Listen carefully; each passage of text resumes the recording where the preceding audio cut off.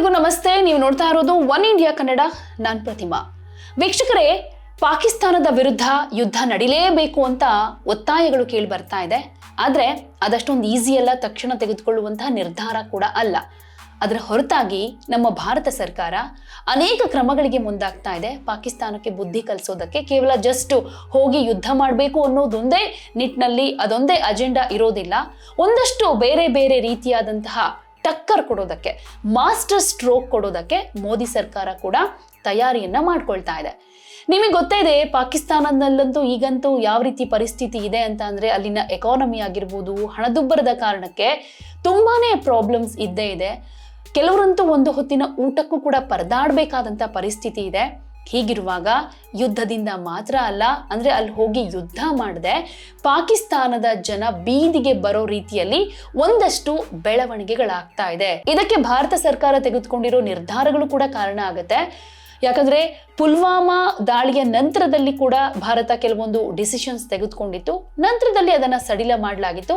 But ಈ ಸಲ ಪಹಲ್ಗಾಮ್ನಲ್ಲಾದಂಥ ದಾಳಿಗೆ ಪ್ರತೀಕಾರವನ್ನು ತೆಗೆದುಕೊಳ್ಬೇಕು ಅಂತ ಈಗೊಂದು 4-5 ದಿನದ ಹಿಂದೆನೆ ಒಂದಷ್ಟು ನಿರ್ಧಾರ ಮಾಡಿದ್ರು.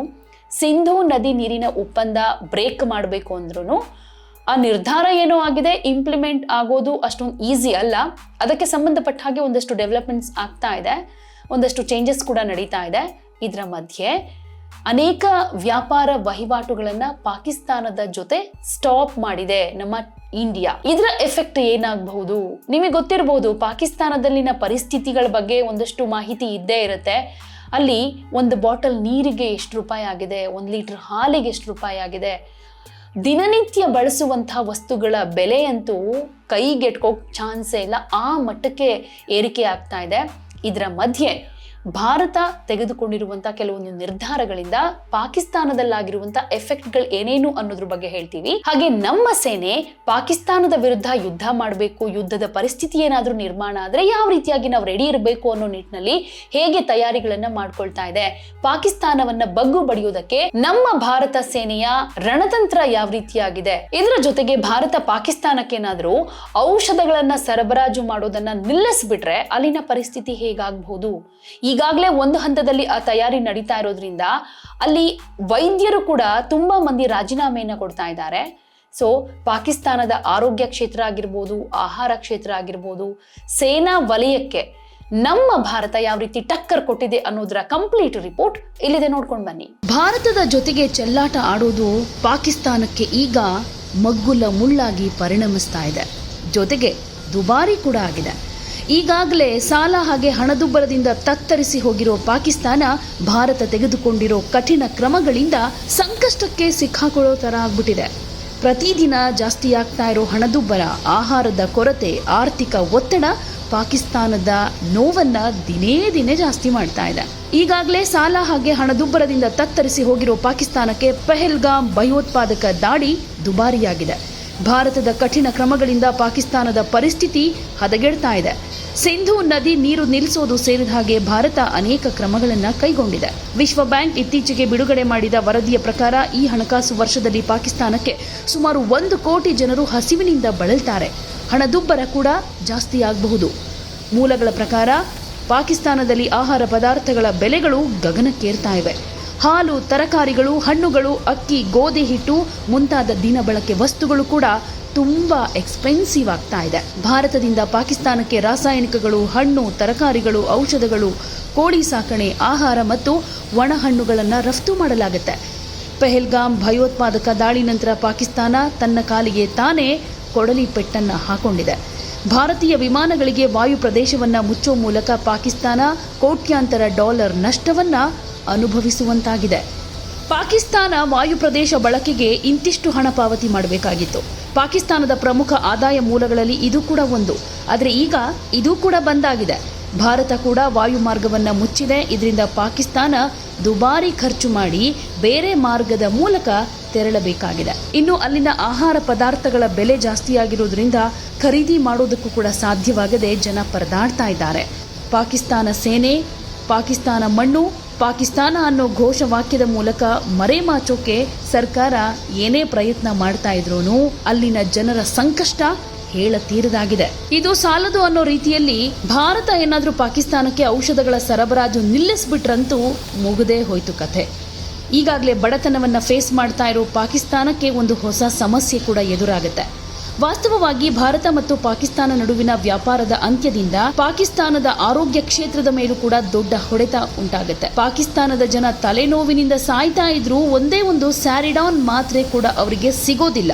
ಭಾರತ ಮತ್ತು ಪಾಕಿಸ್ತಾನ ನಡುವಿನ ಇತ್ತೀಚಿನ ರಾಜತಾಂತ್ರಿಕ ಉದ್ವಿಗ್ನತೆಯಿಂದ ಪಾಕಿಸ್ತಾನಕ್ಕೆ ಔಷಧಿಗಳ ರಫ್ತು ನಿಷೇಧ ಮಾಡುವುದಕ್ಕೆ ಭಾರತ ಡಿಸೈಡ್ ಮಾಡಿದೆ. ಈ ಕ್ರಮ ಈಗಾಗಲೇ ಸಂಕಷ್ಟದಲ್ಲಿರೋ ಪಾಕಿಸ್ತಾನದ ಆರೋಗ್ಯ ಕ್ಷೇತ್ರದ ಮೇಲೆ ಗಂಭೀರ ಪರಿಣಾಮ ಬೀರೋ ಸಾಧ್ಯತೆ ಇದೆ. ಔಷಧಿಗಳ ಪೂರೈಕೆ ಸ್ಥಗಿತಗೊಂಡಿರೋದ್ರಿಂದ ಪಾಕಿಸ್ತಾನ ಬಹಳಷ್ಟು ತೊಂದರೆಗಳನ್ನು ಫೇಸ್ ಮಾಡುತ್ತೆ. ಅಲ್ಲಿನ ಔಷಧಗಳ ಬೆಲೆ 10 ಪಟ್ಟು ಹೆಚ್ಚಾಗಬಹುದು. ಹಾಗೆ ಪ್ರತಿ ಮಾತ್ರೆ ಬೆಲೆ ಗಗನಕ್ಕೇರಬಹುದು. ದುಬೈನಲ್ಲಿ ಕುಳಿತ ಯಾರಾದರೂ ಭಾರತದಿಂದ ಔಷಧ ಖರೀದಿ ಮಾಡಿ ಪಾಕಿಸ್ತಾನದಲ್ಲಿ ಮಾರಾಟ ಮಾಡ್ತಾ ಇದ್ರು. ಹೀಗೆ ಮಾಡೋದ್ರಿಂದ ಔಷಧದ ಬೆಲೆ 4 ಪಟ್ಟು ಜಾಸ್ತಿ ಆಗುತ್ತೆ. ಆದರೆ ಪಾಕಿಸ್ತಾನ 3ನೇ ವ್ಯಕ್ತಿಗಳಿಂದಲೂ ಭಾರತೀಯ ವಸ್ತುಗಳನ್ನು ಖರೀದಿ ಮಾಡೋ ಹಾಗಿಲ್ಲ ಅಂತ ಹೇಳ್ಕೊಂಡಿರೋದ್ರಿಂದ ಯುರೋಪ್ನ ಔಷಧಿಗಳನ್ನೇ ಅವಲಂಬಿಸಬೇಕಾಗತ್ತೆ. ಇದರಲ್ಲಿ ಪ್ರಸ್ತುತ ಬೆಲೆಗಿಂತ 10 ಪಟ್ಟು ಹೆಚ್ಚು ಪಾವತಿ ಮಾಡಬೇಕಾಗಿ ಬರಬಹುದು. ಜೀವ ಉಳಿಸೋ ಔಷಧಗಳ ದೊಡ್ಡ ಸರಕುಗಳು ಪಾಕಿಸ್ತಾನಕ್ಕೆ ಹೋಗುತ್ತೆ. ಸಾಮಾನ್ಯವಾಗಿ ಶೀತ, ಕೆಮ್ಮು, ಜ್ವರ, ಸಕ್ಕರೆ, ರಕ್ತದೊತ್ತಡಕ್ಕೆ ಔಷಧಿಗಳನ್ನು ಭಾರತದಿಂದ ಪಾಕಿಸ್ತಾನಕ್ಕೆ ಆಮದು ಮಾಡಿಕೊಳ್ಳಲಾಗುತ್ತೆ. ಹಾಗೆ ಕ್ಯಾನ್ಸರ್ ಔಷಧಗಳು ಸಾಮಾನ್ಯವಾಗಿ ತುಂಬಾ ದುಬಾರಿಯಾಗಿರುತ್ತೆ. ಪಾಕಿಸ್ತಾನ ಕೂಡ ಈ ಔಷಧಿಗಳಲ್ಲಿ ಕೆಲವನ್ನ ಆಮದು ಮಾಡಿಕೊಳ್ತಾ ಇತ್ತು. ಪಾಕಿಸ್ತಾನದ ಔಷಧ ಉದ್ಯಮ ಸುಮಾರು 95% ಕಚ್ಚಾ ವಸ್ತುಗಳಿಗೆ ಆಮದಿನ ಮೇಲೆಯೇ ಅವಲಂಬಿತವಾಗಿದೆ. ಅದರಲ್ಲಿ ಹೆಚ್ಚಿನ ಭಾಗ ಭಾರತದಿಂದ ಬರುತ್ತೆ. ಇವುಗಳಲ್ಲಿ ಕ್ಯಾನ್ಸರ್ ಔಷಧಗಳು, ರೇಬಿಸ್ ವಿರೋಧಿ ಹಾಗೆ ಹಾವಿನ ವಿಷ ವಿರೋಧಿ ಲಸಿಕೆಗಳು, ಮೆನೋಕ್ಲೋನಲ್ ಪ್ರತಿಕಾಯಗಳಂತಹ ಜೈವಿಕ ಉತ್ಪನ್ನಗಳು ಮತ್ತು ಸಕ್ರಿಯ ಔಷಧೀಯ ಪದಾರ್ಥಗಳು ಸೇರ್ಕೊಂಡಿವೆ. ಭಾರತದಿಂದ ಈ ಔಷಧಗಳ ಪೂರೈಕೆಯನ್ನು ನಿಲ್ಲಿಸೋದ್ರಿಂದ ಪಾಕಿಸ್ತಾನದಲ್ಲಿ ಗಂಭೀರ ಔಷಧದ ಬಿಕ್ಕಟ್ಟು ಉಂಟಾಗಬಹುದು. ಆರ್ಥಿಕ ಬಿಕ್ಕಟ್ಟಿನಿಂದ ಕಂಗೆಟ್ಟಿರುವಂತಹ ಪಾಕಿಸ್ತಾನ ವಿದೇಶಿ ವಿನಿಮಯ ಸಂಗ್ರಹ $3.5 ಬಿಲಿಯನ್ ಕುಸಿದಿದೆ. ಇದರಿಂದ ಹೊಸ ಆಮದುಗಳಿಗೆ ಬ್ಯಾಂಕ್ಗಳು ಲೆಟರ್ ಆಫ್ ಕ್ರೆಡಿಟ್ ನೀಡೋದಕ್ಕೂ ಸಾಧ್ಯ ಆಗ್ತಾ ಇಲ್ಲ. ಇದು ಔಷಧಗಳ ಪೂರೈಕೆಗೂ ಅಡ್ಡಿಯಾಗ್ತಾ ಇದೆ.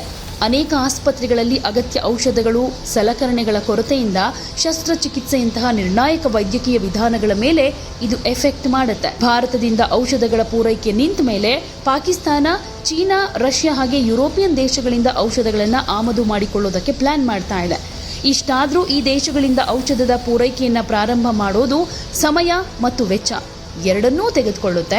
ಇದು ಸಾರ್ವಜನಿಕರ ಮೇಲೆ ಆರ್ಥಿಕ ಹೊರೆ ಜಾಸ್ತಿ ಆಗೋ ಹಾಗೆ ಮಾಡುತ್ತೆ. ಅದರಲ್ಲೂ ಪ್ರಮುಖವಾಗಿ ಪಾಕಿಸ್ತಾನದಲ್ಲಿ ಅಗತ್ಯ ವಸ್ತುಗಳ ಬೆಲೆ ಎಷ್ಟಾಗಿದೆ ಅಂತ ಕೇಳಿದ್ರೆ ನಿಜಕ್ಕೂ ಶಾಕ್ ಆಗುತ್ತೆ. 5 kg ಹಿಟ್ಟಿನ ಪ್ಯಾಕೆಟ್ $600 - $610, 1 ಲೀಟರ್ ಅಡುಗೆ ಎಣ್ಣೆಗೆ $500, ಮೊಟ್ಟೆ $25 - $27 ಒಂದು ಮೊಟ್ಟೆಗೆ. ಇನ್ನು 1 kg ಸಕ್ಕರೆಗೆ $180, 1 ಲೀಟರ್ ಹಾಲಿಗೆ $150, 1 kg ಸೇಬಿಗೆ $450, ಇನ್ನು 1 kg ಟೊಮ್ಯಾಟೋಗೆ $100. ಸೊ ಇಂತಹ ದುಬಾರಿ ಬೆಲೆಗಳಿಂದ ಸಾಮಾನ್ಯರು ಕೂಡ ಪಾಕಿಸ್ತಾನದಲ್ಲಿ ಜೀವನ ನಡೆಸೋದು ದೊಡ್ಡ ಸವಾಲಾಗಿ ಪರಿಣಮಿಸ್ತಾ ಇದೆ. ಪಾಕಿಸ್ತಾನ ಈಗ ಹೊರಗಿನ ಸಾಲದ ಒತ್ತಡದಲ್ಲೂ ಕೂಡ ಇದೆ. ಒಟ್ಟು ಬಾಹ್ಯ ಸಾಲದ ಮೊತ್ತ $125 ಶತಕೋಟಿಗೂ ಮೀರಿದೆ. ದೇಶದ 39.4% ಜನ ಬಡತನದ ರೇಖೆಯ ಕೆಳಗಿದ್ದಾರೆ. ವಿದೇಶಿ ವಿನಿಮಯದ ಕೊರತೆಯಿಂದ ಆಮದು ಮಾಡೋ ಸಾಮಗ್ರಿಗಳ ಲಭ್ಯತೆ ಕೂಡ ತೀವ್ರವಾಗಿ ಹದಗೆಟ್ಟಿದೆ. ಇದರಿಂದ ದೇಶೀಯ ಉತ್ಪಾದನೆ ಮೇಲೂ ಕೂಡ ಪರಿಣಾಮ ಬೀರ್ತಾ ಇದೆ. ಸೊ ದಿನದಿಂದ ದಿನಕ್ಕೆ ಅವಸಾನದ ಅಂಚಿಗೆ ತಲುಪ್ತಾ ಇದೆ ಪಾಕಿಸ್ತಾನದ ಆರ್ಥಿಕ ಕ್ಷೇತ್ರ, ಆಹಾರ ಕ್ಷೇತ್ರ, ವಿದೇಶಿ ವಿನಿಮಯ ಎಲ್ಲವೂ ಕೂಡ. ಆರೋಗ್ಯ ಕ್ಷೇತ್ರದಲ್ಲೂ ಕೂಡ ಭಾರತ ತೆಗೆದುಕೊಂಡಿರೋ ಕ್ರಮ ದೊಡ್ಡ ಹೊಡೆತ ಕೊಡೋದ್ರಿಂದ ಪಾಕಿಸ್ತಾನದ ಜನ ಅನ್ನ, ಆಹಾರಕ್ಕೂ, ನೀರಿಗೂ, ಔಷಧಕ್ಕೂ ಕೂಡ ಪರದಾಡಬೇಕಾದಂಥ ಪರಿಸ್ಥಿತಿ ದೂರ ಇಲ್ಲ. ಈಗಾಗಲೇ ಕೆಲವರು ಅನುಭವಿಸ್ತಾ ಇದ್ದಾರೆ. ಆದರೆ ಕಂಪ್ಲೀಟ್ ಆಗಿ ಹೆಚ್ಚು ಜನ ಈ ಥರದ ಪರಿಸ್ಥಿತಿಗೆ ತಲುಪೋ ದಿನ ಮಾತ್ರ ದೂರ ಇಲ್ಲ. ಲಕ್ಷಾಂತರ ಜನರ ಜೀವನ ಸಂಪೂರ್ಣವಾಗಿ ಧ್ವಂಸವಾಗುವ ಭೀತಿ ಕೂಡ ಜಾಸ್ತಿ ಆಗಿದೆ. ಪಾಕಿಸ್ತಾನದಲ್ಲಿ ಸಾಮಾಜಿಕ ಅಶಾಂತಿಯ ಸ್ಫೋಟ ಕೂಡ ಸಂಭವಿಸಬಹುದು ಅನ್ನೋ ಆತಂಕ ಶುರುವಾಗಿದೆ. ಇದೆಲ್ಲವನ್ನ ನೋಡಿದ್ರೆ ಮಾಡಿದ್ದುಣ್ಣೋ ಮಹಾರಾಯ ಅನ್ನೋ ಮಾತು ಪಾಕಿಸ್ತಾನಕ್ಕೆ ಸರಿಯಾಗಿ ಅನ್ವಯವಾಗುತ್ತೆ ಅಲ್ವಾ?